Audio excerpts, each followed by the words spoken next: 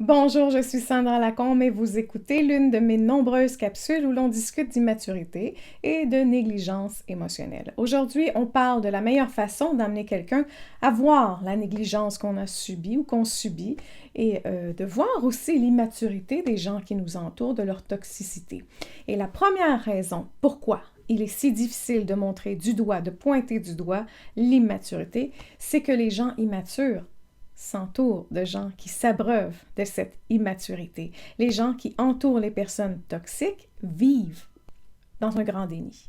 Ils veulent toujours voir le bon côté de la personne sans comprendre qu'ils sont toxiques.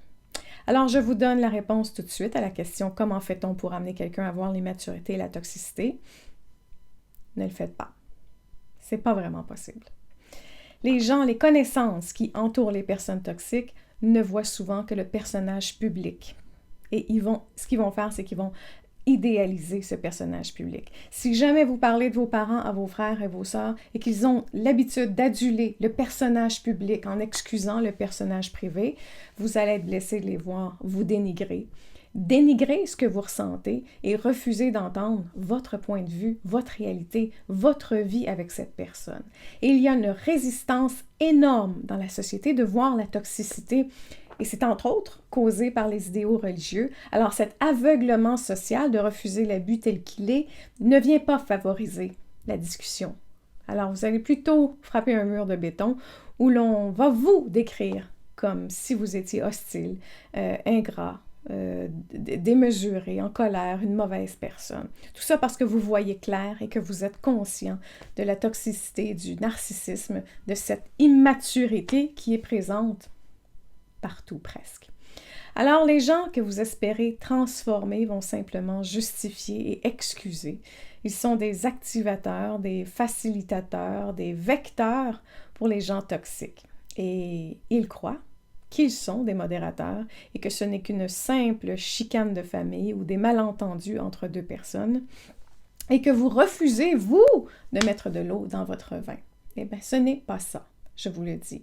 Et en tant qu'individu qui avait connu la négligence et l'abus, c'est très traumatisant de se faire dénigrer sa vérité. Ça veut dire que votre appel à l'aide, il est ignoré. On vous laisse tomber et c'est agonisant et probablement on vous laisse tomber depuis tout petit.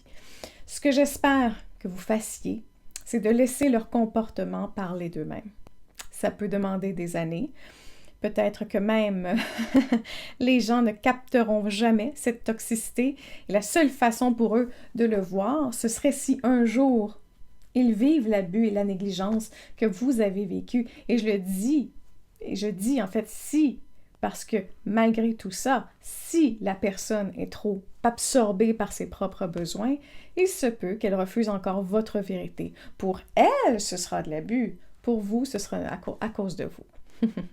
Je sais que c'est difficile à accepter. Je sais qu'on veut que justice soit rendue.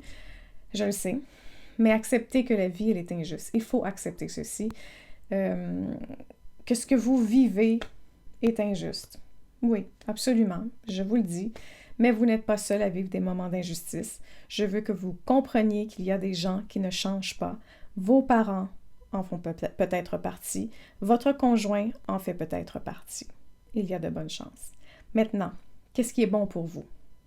Plus vous vous battez contre la toxicité, plus vous en faites partie, moins vous grandissez puisque vous alimentez toujours la folie plutôt que de chérir la paix qui est en vous.